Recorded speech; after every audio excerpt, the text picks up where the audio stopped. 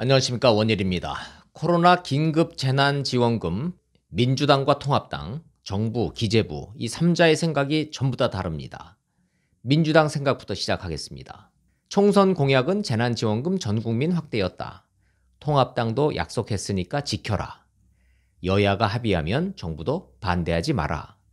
요지가 이겁니다. 두 군데가 걸림돌이 됐습니다. 야당인 통합당과 기재부. 통합당은 국채 발행까지 해가면서 전국민 지급, 전국민 50만 원 준다는 약속, 그 약속했던 황교안 전 대표가 집에 갔으니까 이제는 무효다, 이 논리입니다. 더 강력한 반대는 기재부입니다. 홍남기 부총리는 원안대로 소득 하위 70%만 지급하자는 입장입니다. 원래 정부안은 50%였다. 선거 때 민주당이 강하게 요구해서 70%로 늘렸던 거 아니냐. 선거 와중에 100% 얘기 나온 거 안다. 근데 이제 선거 끝났으니까 원안 70% 그대로 가자. 이겁니다. 민주당 기재부 압박이 대단합니다. 기재부가 왜 정치를 하냐? 여기가 기재부 공화국이냐? 뭐 광진을에서 고민정 당선되면 전 국민에게 지급한다. 약속까지 했던 민주당이니까 이해 못할 바는 아닙니다. 민주당 내부에서도 딴소리는 있습니다. 이석현 의원, 솔직히 재난지원금 100% 지급 더 고집 안 하면 좋겠다. 이상민 의원, 일단 정부 안대로 하자. 이랬습니다. 친문 지지층 사이에서도 하위 70% 그냥 가자는 의견 많습니다. 홍남기 부총리가 신기합니다. 별명이 ATM이었습니다. 민주당이 누르면 예산 나왔으니까요. 근데 총선에서 민주당이 압승을 했는데 홍남기 부총리가 버팁니다. 뭐 믿고 저러지? 저런 배짱이 있었나? 별 얘기가 다 나옵니다. 홍남기 부총리는 나름 믿는 구석이 있어 보입니다. 일단 대통령의 의중입니다. 대놓고 말은 안 했어도 대통령 역시 속으론 전 국민 확대 고집하지 않을 수도 있습니다. 그저 재난지원금을 빨리 매듭져라 이 말뿐입니다. 선거 때 당에서 치고 나가니까 대통령도 그냥 넘어갔던 거 아닌가 이런 생각도 가능합니다. 곳간을 책임진 경제부총리가 앞으로 쓸 돈이 태산입니다. 재난지원금을 상위 30%까지 확대하는 건 무리입니다. 이렇게 말하면 대통령이라고 이해 못했을까 싶습니다. 만약 대통령이 무조건 확대해, 선거 공약은 지켜야지 했다면 재난지원금 전국민 확대 벌써 결판 났을 겁니다. 선거 와중에는 여야가 70%, 100%, 50만 원, 100만 원 경쟁하듯이 재난지원금 공약을 남발을 했습니다. 그때 이미 추경안은 소득 하위 70%로 맞춰서 국회에 제출됐습니다. 대통령이 추경안이 의결된 국무회의에서 아무 말 안 했습니다. 소득 하위 70%가 대통령의 의중이구나. 홍남기 부총리는 법적으로도 명분이 있습니다. 헌법 57조입니다. 국회가 정부에 제출한 예산안을 증액하려면 정부의 동의가 필요하다. 추경안이 국회에 제출되기 전까지는 여당이 갑, 기재부가 을입니다. 그러나 일단 제출된 예산을 늘리려고 들면 정부의 동의, 즉 기재부의 동의가 필요하니까 그때부턴 기재부가 갑, 여당이 을입니다. 기재부의 입장은 명확했습니다. 70%를 100%로 확대할 경우 더 필요한 재원 3조 원 국채 발행 안 된다입니다. 공교롭게도 기재부와 통합당의 의견이 같아져 버렸습니다. 총선은 끝났습니다. 민주당 압승입니다. 이제 못할 일은 없습니다. 그런데 재난지원금 전 국민 확대를 냉정하게 생각을 좀 해봤으면 좋겠습니다. 선거 공약이었다. 그러니 해야겠다. 상위 부자들한테는 기부로 되돌려 받겠답니다. 기부금 처리하고 연말에 세액공제 해주면 된답니다. 그 행정비용은 어쩔 겁니까? 상위 30%를 포함한 전 국민한테 못 주는 게 시급한 문제입니까?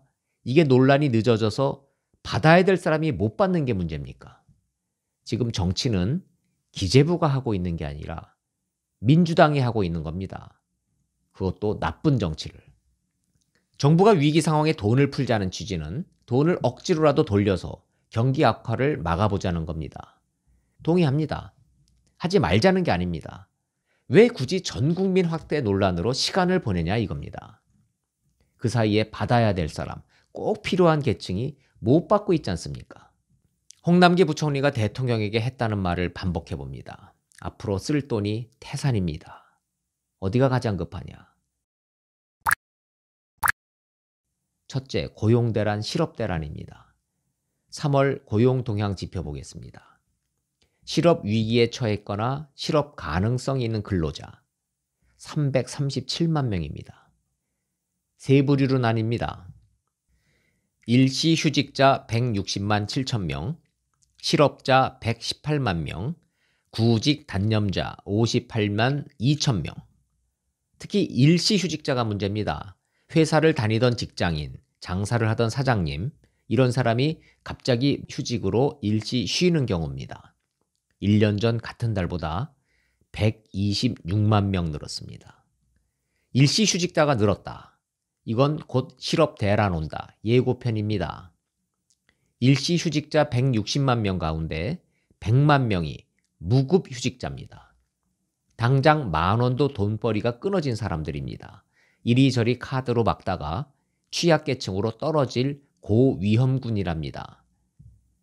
실업의 쓰나미는 아직 시작도 안 했습니다. 도대체 뭐가 더 급한 문제냐? 꼭 경제 전문가라야 합니까? 이게 돈 100만 원 전 국민한테 주네 마네 하는 것보다 덜 시급한 문제냐 이겁니다.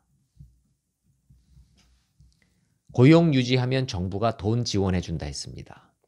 직원을 자르지 않고 고용을 유지하면 정부가 일부 보전해 준다 그러니까 몰려든 기업이 3월 초에 10,000곳, 한 달 만에 5만 곳을 돌파했습니다.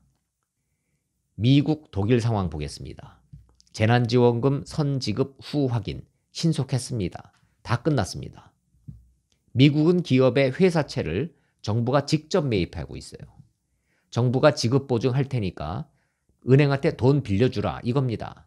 기업이 살아야 실업 대란을 막는 겁니다. 정부가 모든 개인을 다 매겨 살릴 수는 없기 때문입니다. 정책의 우선순위, 은행, 기업, 개인, 이 돈을 푸는 순서가 정교하고 확실해야 하는 겁니다. 재난지원금 필요합니다. 정원에다가 임시로 물 뿌리는 겁니다. 그런데 하늘에서 비가 내려야 근본적으로 땅이 흠뻑 젖는 겁니다. 재난지원금은 작은 대책 중에 하나일 뿐인데 까딱 잘못하면 경제 지옥문이 열리게 생겼는데 선거 공약 타령입니다. 약속했으니까 다 줘야 되겠다. 국채 발행이라도 해라. 이거 맞는 겁니까? 이렇게 간다면 차라리 민주당은 재난지원금 문제에서 손 떼면 어떨까 싶습니다. 정부가 그냥 집행했으면 좋겠습니다. 기히 제출된 예산으로.